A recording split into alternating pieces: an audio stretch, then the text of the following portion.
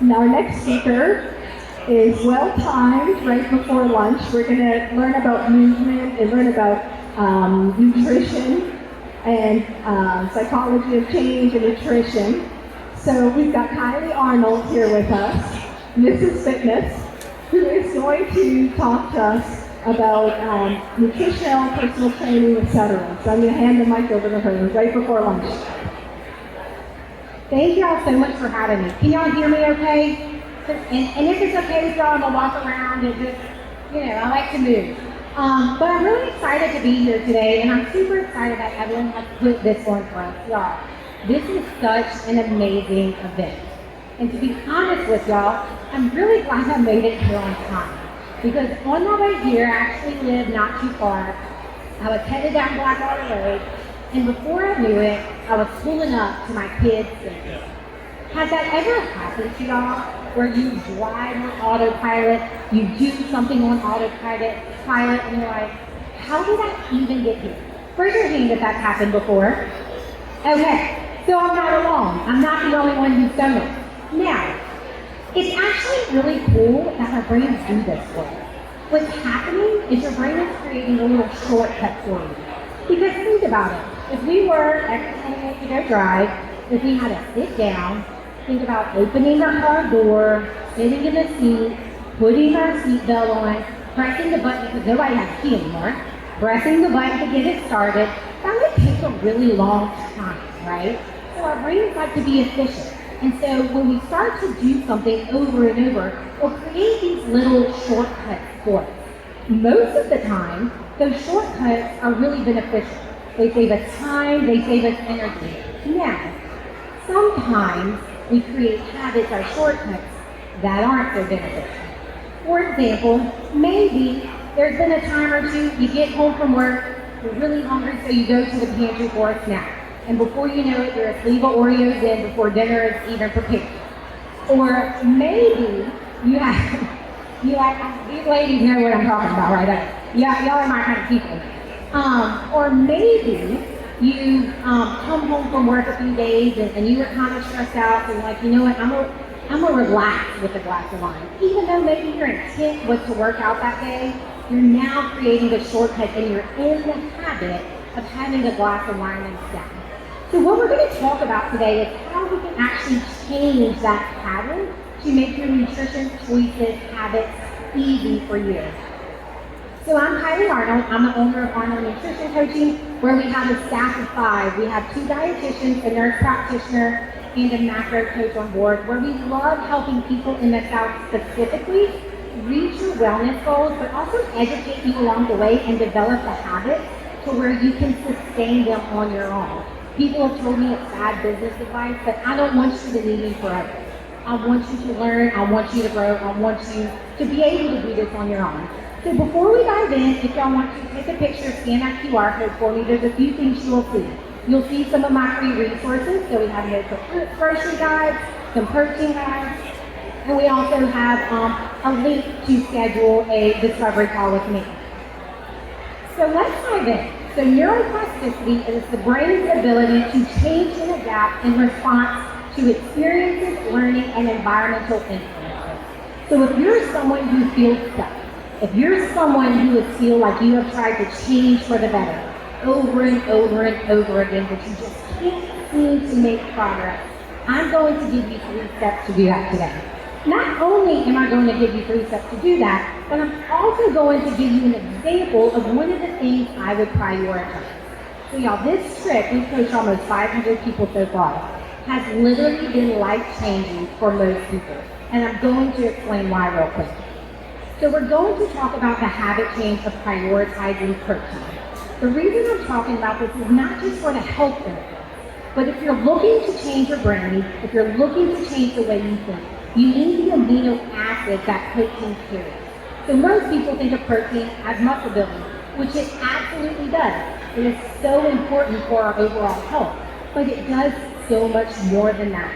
Your brain cannot function without the adequate amino acids from protein. Your neurotransmitters need it. They thrive on it. So just know we're working on change, but we're also making sure that our brain has what it needs in order to change.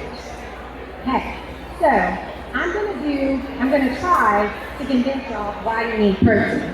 So I talked about the brain health benefits of it. So first we're gonna stick on the why, because I need you to believe me. I need you to say, okay, Kylee, you've convinced me I need more protein in my diet.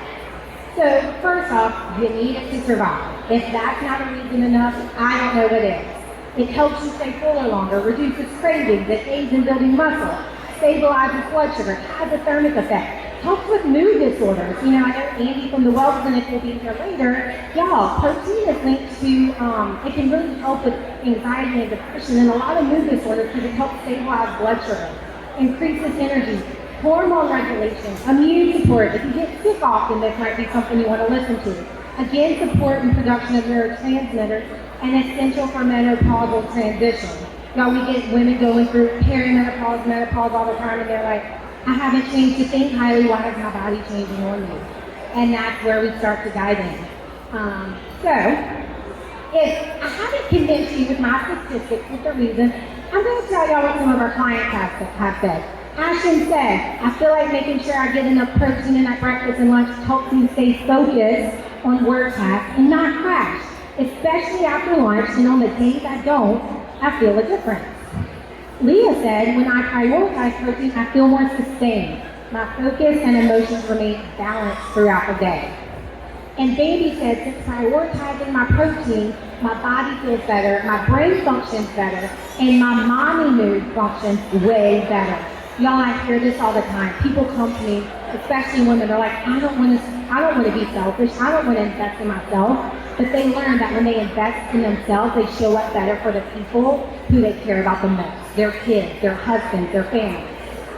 So, have I convinced you? So everyone's convinced, right? You need more protein. So y'all can convince there is a specific change you need to make in your life. How are we going to do it? Step one, we're going to start small. And y'all, it might seem simple. It might seem so simple, but it's not for most people because you get excited. You want to do all the things right now, but don't do it. I'm telling you, don't do it. Do this first. Look at your day. So for example, I might have someone come to me, they're like, you know what, Kylee, I'm a busy teacher, I wake up early, I'm out the door, I don't have time to grab breakfast, I don't have time to make a healthy breakfast, but you're telling me I need protein, how am I going to do it? So instead of telling them, hey, you know what, I want you to incorporate protein at every meal, we're going to start with one, and we're going to start it in a way that works for them. So for example, if you're a grab-and-go coffee girl in the morning, no protein, one, come talk to me because you're doing your body disservice. I'll tell you why later. Don't do that. But it might be, hey, what if we just add a scoop of high-quality, beef protein in that coffee to replace your creamer or sugar? What if we keep some refrigerated egg bites in the fridge that you can grab and get? And so once you look at your day, once you take a life product and you see where can you make that first change, then make it easy. Do it in a way that makes it work for you. So for example, make it available. Like I said, put your protein powder next to your coffee. Have the egg bites in the fridge ready to go. Whatever it is, I want you to make it really, really simple. You can also even habit stack. So has anyone ever heard of habit stacking? So habit stacking is where, let's say you want to create a new habit. Instead of trying to think about it separately, you attach it to something you already do. So again, I go to make my first cup of coffee in the morning. That's when I'm going to have my protein because I already know that having protein on an empty stomach isn't ideal for me. So I'm going to pair that with something I already do, so I'm not using the brain energy to think about it separately. So step one, start small, really, really small, and get specific. And then make it easy. Last, I want you to visualize success and celebrate. You can do a chart. My kiddos love a chart. We're working on sleeping through the night right now. It's working for her. But really what I find that works is once you start to notice a difference. Just like these ladies said, they're like, when I prioritize protein, I feel better. And here's what's going to happen. You start doing it during the week, okay? You do it every workday. Sunday brunch rolls around. Mimosas and waffles sound really good now, don't they? But where's that protein? So you're going to start thinking, hey, I've realized from prioritizing protein at breakfast every day this week, I feel a lot better. I still might have some waffles with my friends, but there's a side of eggs right there. So I'm gonna pair that with it and maybe eat it first because it's going to help stabilize my blood sugar. So when you start to celebrate those small wins, when you start to improve that self-efficacy, your lens, we all have lenses. And so for the most part, our brain is used to that shortcut of what we've always done before. But when we put in even a little extra effort to change what we normally do, it's going to stick. And your new lens will be on. So now, when you're going to a restaurant, when you're going to a friend's house, you're gonna say, I really want this treat, but I know I need some protein with it. Should I bring protein? Is there protein on the menu? So once you start small, once you get specific, once you make it easy, once you start to see your success and celebrate and have created some consistency, now you have made a new pathway. Now your brain has a new shortcut. And that is my favorite when I hear clients say, Kylee, it's automatic for me.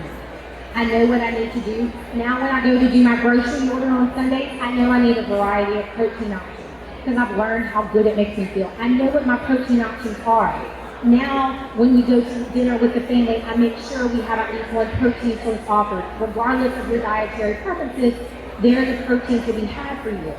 So now you don't have to think about it anymore and you can move on to the next thing. So see, we only started with one thing. We made it easy, we got specific, you feel a difference, and now that is your new habit.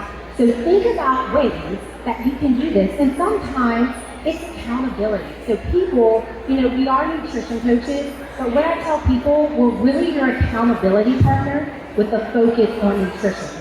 We are the ones that are here to hold your hand, to give you clarity and confidence, not just in yourself, but in your food choices. So you understand what food and combinations of food work best for your body. So it's not you.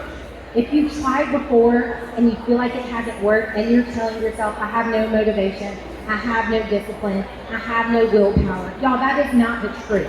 You likely just weren't eating enough protein for your brain to be able to change to start with. Or you just didn't have the right guidance, or you were trying to do it on your own, or you were trying to do too much at one time. So if you feel like it hasn't worked before, come talk to us. My table's right over there. I have some free snacks. I have a giveaway for a free nutrition, for a free one-on-one nutrition or family consultation. So come talk to us. It's not easy, because let me tell you something. These ladies have done it. Almost 500 women have started doing it. And when they came to me, they said, I've tried it all, Kylee, and I don't think I have the willpower. I don't think I can do it. But I promise you can. You have it in you if you are fueling your brain, if you are focusing on the right things. You can make changes into habits one at a time. So with that, any questions? I know we ran through it pretty quickly. Was this helpful for y'all? Have y'all had any of these experiences before? And don't be shy to ask me a question. I'm gonna walk around for a minute because I think I still have time. I'm good, I have time. I'm gonna walk around. Someone's got a question for me. I know you do. You don't have to say it out loud. What you got?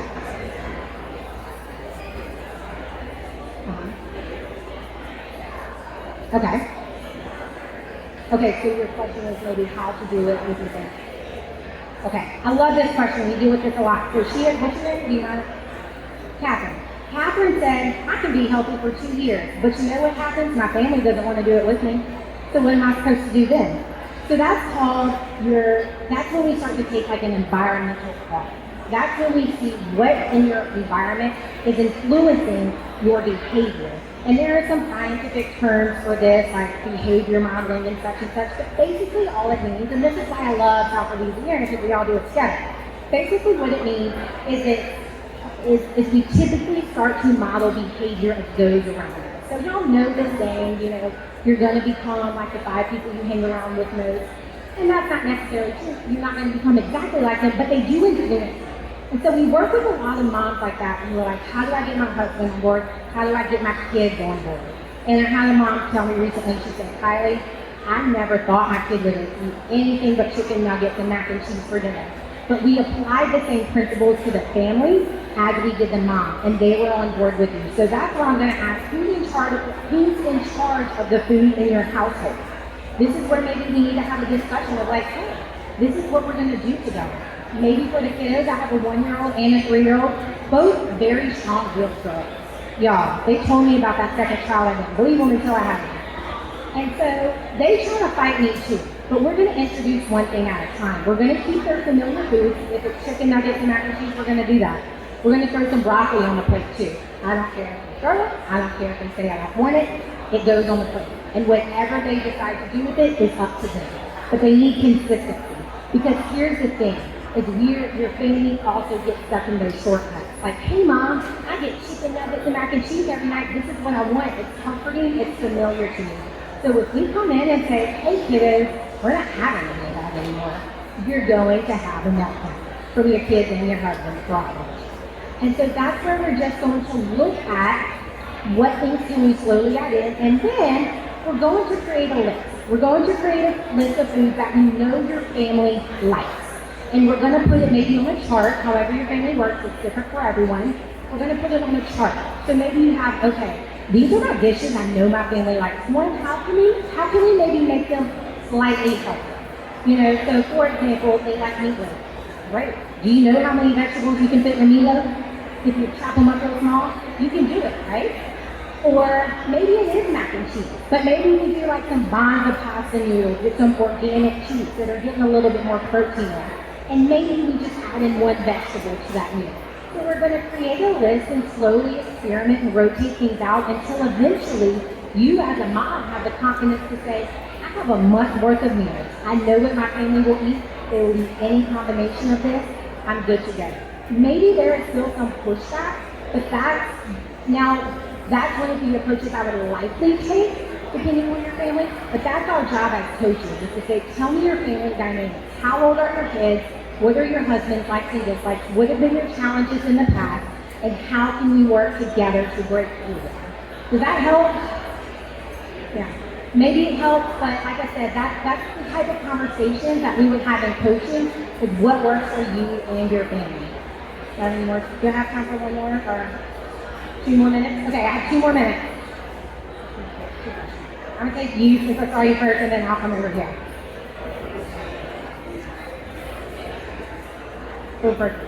No, for sure, not 100%. Thank you for clarifying. So when I say prioritize protein, no, I'm not saying do the carnivore diet. Not at all what I'm saying. Let me give you some more information on protein. So if you go by the RDA, so the recommendation for the amount of daily protein you should be consuming, let me clarify that is to prevent deficiency, not for optimization. If we want to optimize, most people need around 0.8 grams of protein per pound of body fat, with the max of about 150 for my females. Now, what we're going to do is I'm not going to, if you're eating 50 grams of protein right now, I'm not going to say, hey, you need to be eating 120. That's going to be part of your digestive system. We're not going to jump you up that high. However, in order for protein synthesis to occur in the body, almost every adult, if you have medical issues, talk to your doctor, but almost every adult needs about 90 grams. So you need 90 grams of protein a day for protein synthesis to occur. So typically my goal as a coach is to at least get someone to that 90 to 100 grams a day. We're going to see how you're feeling and see if you need to increase from there. Now needs are very dependent, so it's hard for me to say like what percentage of your diet needs to come from that. Most people will sit around 30%. Again, it depends on your needs, but typically I like to go by body weight and goal. So around 0.8-ish grams per pound of body weight with a minimum of 90 to 100 grams. Does that help? And we have one more question over here. I think we have time for one more.